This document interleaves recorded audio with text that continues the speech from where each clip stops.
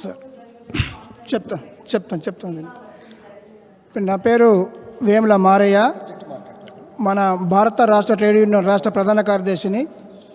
Auto motor రవాణా రంగానికి రాష్ట్ర అధ్యక్షునిగా మాట్లాడుతున్నా.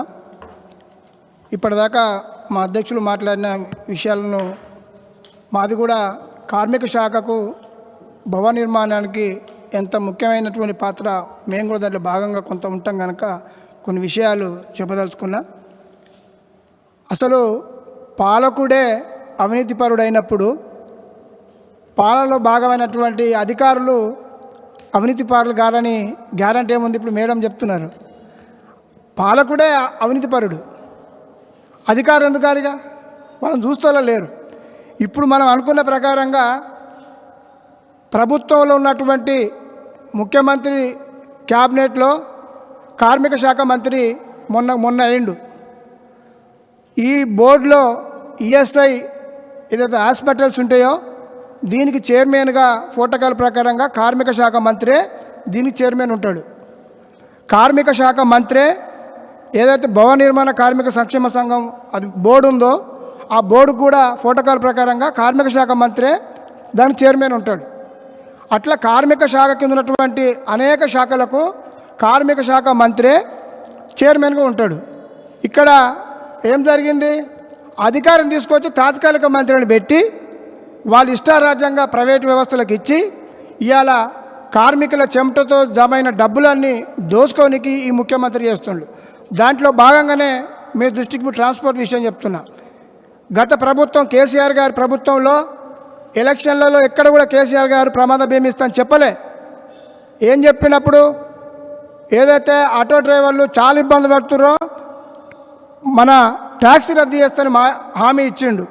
కానీ అధికారంలోకి వచ్చిన సంవత్సరం తర్వాత కేసీఆర్ గారికి మాలాంటి సంఘాలు అనేకం వాళ్ళ దృష్టికి పోతే అనేక మంది ఈ ట్రాన్స్పోర్టు నాన్ ట్రాన్స్పోర్ట్ డ్రైవర్లు ఎవరైతే ప్రమాదంలో మరణిస్తున్నారు వాళ్ళ కుటుంబాలు రోడ్డున పడతాయని చెప్పి భావించినటువంటి కేసీఆర్ గారి దృష్టికి పోతే 2015 మే రోజున రవీంద్ర భారతిలో అఫీషియల్గా ప్రభుత్వ లెక్కల ప్రకారంగా ఆనాడు ఇచ్చినట్టు లెక్కలు 13,11,072 మందికి లబ్ధిదారులుగా గుర్తించి వాళ్లకు ఇదే కార్మిక శాఖ నుంచి 5 కోట్ల రూపాయలు ఇన్సూరెన్స్గా కార్మిక శాఖకు 5 లక్షల ప్రమాద బీమాగా ఇచ్చిండు.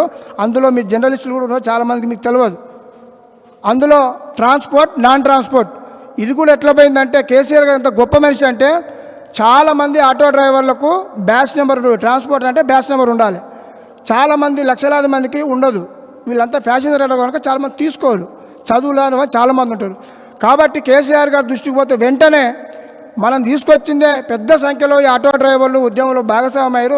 ఎప్పుడు ఏం జరుగుతుందో తెలియదు, వాళ్ళకు ఉండాలని చెప్పి అధికారులను సమీక్ష పెట్టి రవాణా శాఖను సమీక్ష చేపించి ఎమ్మటే వీళ్ళందరికీ నాన్ ట్రాన్స్పోర్ట్ డ్రైవర్లకు కూడా ఇవ్వడం జరిగింది. కానీ ఈనాటి రేవంత్ రెడ్డి గారు ఎలక్షన్లో ఏం మాటలు ఇచ్చిండు?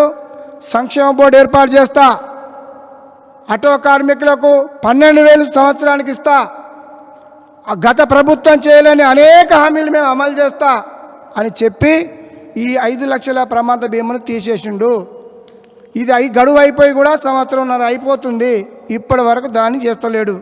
ఇప్పటి వరకు మళ్ళీ ఆయన అబద్ధాలు చెప్తాను. మీరు ప్రెస్ మీట్గా మీకు సాక్ష్యంగా చెప్తున్నా.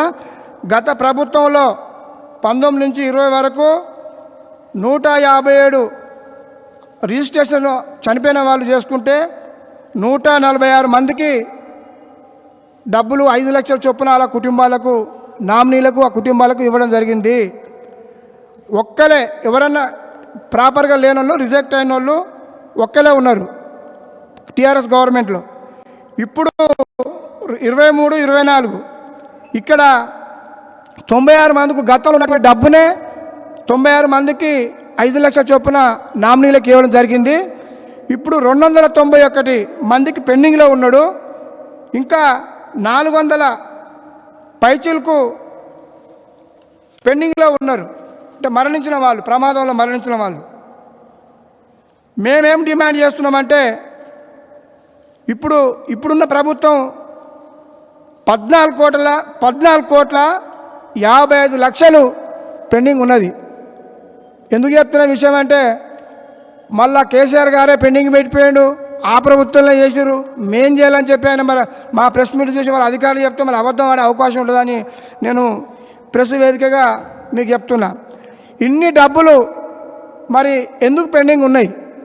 మీరు ఇస్తున్న కొత్త హామీలు పక్కన పెట్టి ఉన్న సంక్షేమాన్ని తీసేసిండు అంటే ఇది మోసపూరితమైన హామీ కాదా? ఈ తెలంగాణ ప్రజల్ని అన్ని రంగాలలో మోసం చేసినట్టు కాదా? అన్ని వర్గాలను మోసం చేసినట్టు కాదా?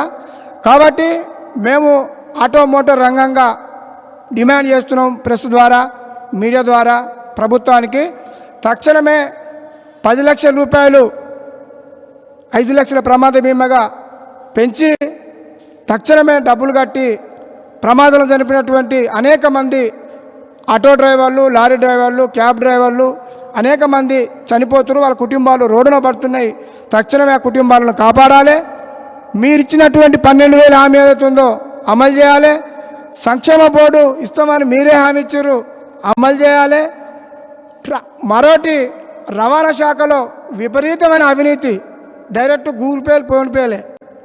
గతంలో యూనియన్లుగా మేము పోయి డ్రైవర్గా నేరుగా అప్లికేషన్ పెట్టుకుంటే లైసెన్స్ కానీ ఫిట్నెస్ కానీ బండి రిజిస్ట్రేషన్ కానీ అయ్యేది. ఇలా ఫైనాన్సర్లు, దళారులు, రవాణా శాఖ అధికారులు కుమ్మక్కై విచ్చలవిడిగా అవినీతికి పాల్పడుతున్నారు. అది అరికట్టాలని చెప్పి ప్రభుత్వాన్ని డిమాండ్ చేస్తున్నాం. మా రంగానికి అనుబంధంగా ఉండేటువంటి పోలీస్ స్టేషన్లు, ఎందుకంటే మేము ప్రమాదంలో అనేక కేసులు అవుతుంటే పోతుంటాం. పోలీస్ స్టేషన్లో అయితే అది పోలీస్ స్టేషన్ కాదు, ప్రజల కోసం ఉన్న రక్షణ శాఖ కాదు, అది దోపిడీ శాఖగా అయిపోయింది. నిన్న మా ఆటో డ్రైవర్ ఒక సమస్య మీద ఉప్పల్ పిఎస్కు పోతే సిఐ సివిల్ డ్రెస్ల మీద కాలు వేసుకొని దర్జాగా, ఇక ఏ భాష వాడాలని అర్థమవుతుంది కానీ కాలు మీద కాలు వేసుకొని సెటిల్మెంట్లు చేస్తుండే అక్కడనే. అసలు వచ్చిన ప్రజలు ఏ సమస్య మీద వచ్చి కూడా అడుగుతలేడు, ఎవరైనా నువ్వు ఏం కావాలని అడుగుతుండు. మరి గత ప్రభుత్వంలో ఫ్రెండ్లీ పోలీస్ అని చెప్పి పోవంగానే గౌరవించి కూర్చోబెట్టి కుర్చేసి మాట్లాడి గౌరవిస్తే ఇదే రేవంత్ రెడ్డి క్రైమ్ చేసేవానికి, క్రిమినల్కు, పోలీసు వానికి ఏం ఫ్రెండ్షిప్ ఉంటుంది, ఇది తీసేయాలని చెప్పి ఇదే రేవంత్ రెడ్డి ఆయన మాట్లాడిండు. అంటే ఇది తీసేయమన్నది ప్రజల దోషమా? దొంగలను పోలీసు వాళ్ళు ఎవరు ఏం చేస్తున్నారు? ఇవాళ అప్పుడు 5 నిమిషాలలో ఏదైనా ప్రమాదం జరిగితే 108 వచ్చేది, పోలీసు వాళ్ళు వచ్చేది. ఆయన కేసీఆర్ గారు మంచిగా ఇన్నోవా కార్లు కొనిచ్చిండు పోలీసు వాళ్ళకు. ఇవాళ వాళ్ళు ఎక్కడిదక్కడ కార్లలో వండుకుంటారా, ఏసీలో కూర్చుంటారా అర్థమవుతలేదు. ఇలా నడి రోజుల మర్డర్లు అయితే కూడా పోలీసులు దిక్కులేరు. హైదరాబాద్ నగరంలో అనేక కేసులు అవుతున్నాయి, చనిపోతుర్రు, చంపేస్తుర్రు, పట్టించుకుని దాకా లేదు. ఎందుకంటే మా మోటార్ రంగానికి అనుబంధంగా ఉంటుంది కనుక నేను చెప్తున్నా. అంటే మీకేం సంబంధం అని మళ్ళీ అనేది.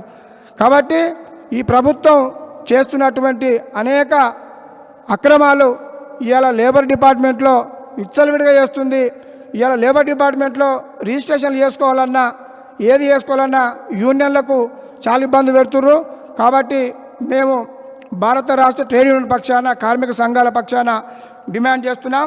తక్షణమే ఈ డబ్బులు చెల్లించి ఆటో రంగాన్ని కాపాడాలని చెప్పి ఈ ప్రభుత్వాన్ని డిమాండ్ చేస్తున్నాం. లేని ఏడలో భారీ ఎత్తున ఆందోళన కార్యక్రమం చేపడతాం.